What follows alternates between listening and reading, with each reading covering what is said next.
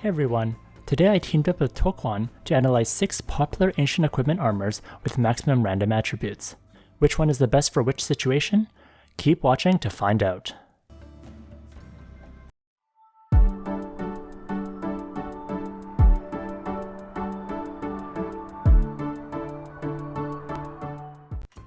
Tokwan is an active member of the Ragnarok mobile community Discord channel. He also has his own YouTube channel and a super popular website called romhandbook.com. I'll put both links in the description. I saw a pinned post from Tokwan in the Super Novice channel, which showed 6 popular ancient equipment with maximum random attributes being compared with his character at the time. This information is very useful, so I wanted to share it with others in the Ragnarok mobile community. Tokwan was nice enough to record some new footage of his comparison and answer all my questions. Also, if you're wondering why I'm not covering offhand, it's because everyone uses the Dragon Bone shield with a max 18% physical damage increase, so no comparison is needed for that. However, if you can't get it, Tokwan mentioned that the Bravery banner with 18% penetration is a good substitution. First, I'd like to begin with a warning. For any damage test video, it is important to know that these numbers differ depending on a lot of factors. Your character may have different results because your stats are different from his. In addition, what you hit also affects the damage. For example, hitting a weak field boss versus hitting a Komodo Legend boss has different effects. Despite that, damage tests are still very useful since it can help with some generalizations and explain some of the mechanics that can help improve your character. Next, for the methodology. First, we'll go through his base damage without any armor.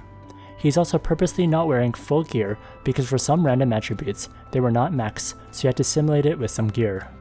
Getting max random attributes is one of the most frustrating things when trying to compare ancient equipment. For all of these armors, he is using the plus 15 refined version.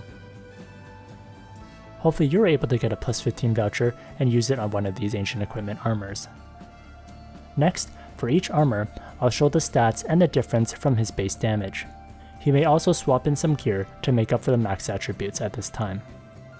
Next, a damage test is done with a 0% strength dummy and then a 90% strength dummy. The 0% strength dummy has no damage reductions, whereas the 90% strength dummy has a lot of damage reductions, defense, and other defensive properties. You can see both of the dummy's attributes via romhandbook.com when you look at the home dummy page. The 90% strength dummy best simulates tough bosses like Thanatos Tower Legend or Komodo Museum Legend bosses. Finally, at the end, we'll have a summary and some recommendations. First, let's look at the base damage. For his stats, he has about 28,000 attack, 82.7% penetration, 184.6% damage, 67% physical damage increase, and 67% wind damage. He told me his handbook has about 2,800 attack and 94% attack deposits. Here are the dummy settings. He'll be using demi-human, large, no attribute, and then he'll be adjusting the dummy strength throughout the video. He hits the 0% strength dummy for about 39.78 million damage. Then he sets the dummy strength to 90%.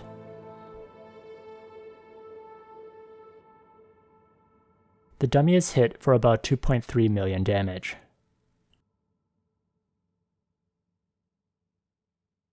The first armor that we're going to examine is the Voodoo armor with damage to large monsters plus 20%. This armor has a 3.8% physical damage increase enchant, so he's going to use the Stealth Cross Navigator to offset the 3.8% physical damage increase from the Voodoo armor when comparing to the rest of the armors. As a result, the Voodoo armor will have 0.2% less penetration than the other armor, but that's a very small difference. Here are his stats after wearing the armor. It is shown quickly, so I'll put a summary slide right after.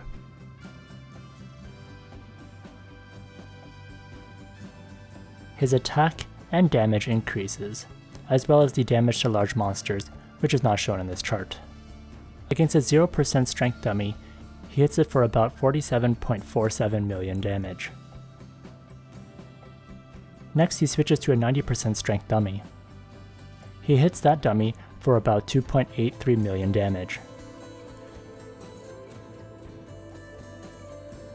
Next, we'll look at the Dreameater's disguise with the wind attack plus 20% random attribute.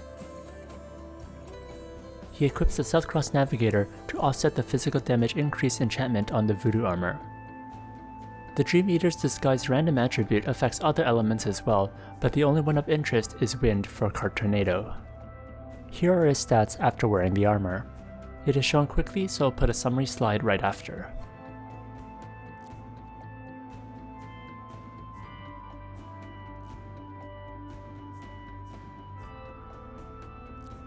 When comparing with no armor, we can see that the wind damage has gone up a lot, from 67 to 102%.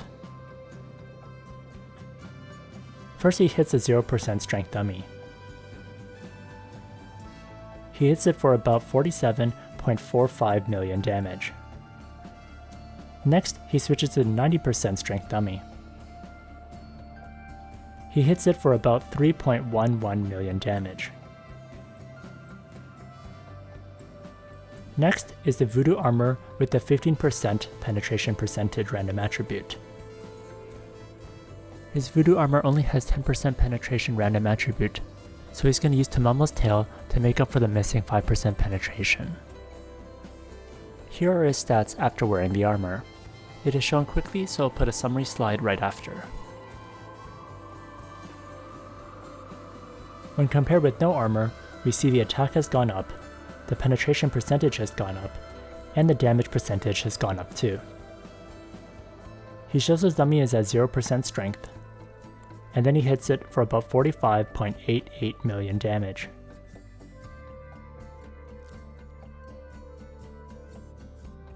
Then he sets the dummy strength to 90%. He hits it for about 2.85 million damage. Next is the Horrorbone with a 15% physical damage increase random attribute. His Horrorbones only has 10% damage increase, so he's going to use the Valkyrie's wings to add the extra 5% physical damage increase. Here are his stats after wearing the armor. It is shown quickly, so I'll put a summary slide right after. When compared to no armor, we see that his attack had increased, his damage had increased, and his physical damage increased. He sets the dummy to 0% strength.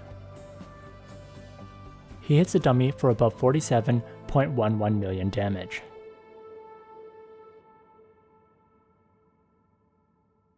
Then he switches to a 90% strength dummy. He hits it for about 2.76 million damage. Next, he'll use the Dragonscale Armor with a 15% increase in physical damage increase as a random attribute. His Dragonscale Armor only has physical damage increase plus 10% as his random attribute, so he's going to use the Valkyrie's wings again to get the extra 5% physical damage increase. Here are his stats after wearing the armor. It is shown quickly, so I'll put a summary slide right after. When compared with no armor, his attack went up, and his physical damage increase went up a lot. It went from 67 to 100%. He sets the dummy strength to 0%. He hits it for about 47.75 million damage. Next, he sets the dummy strength to 90%. He hits it for about 2.88 million damage.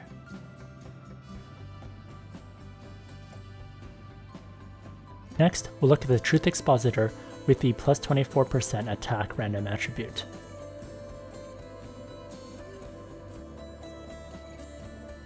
He needs to simulate this using Soul Music, which gives 5% attack.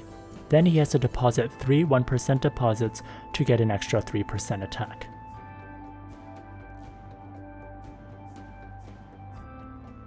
Altogether, he gets an extra 8%, which is necessary to simulate the maximum random attribute. Here are his stats after wearing the armor. It is shown quickly, so I'll put a summary slide right after.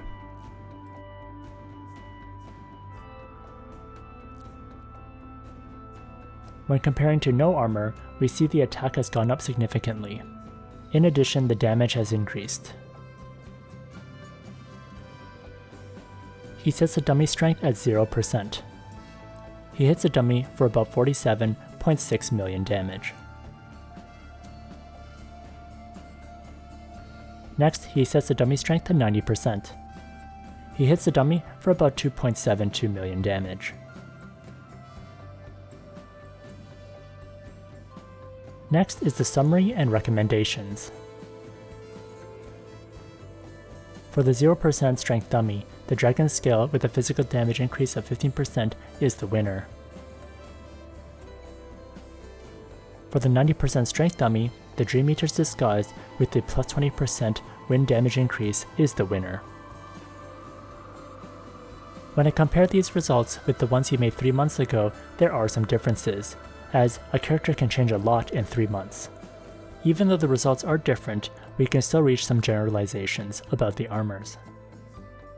For the 0% dummy, with the exception of the Voodoo armor with the 15% penetration, the other ones are all above 47 million damage. The differences between them are not that huge.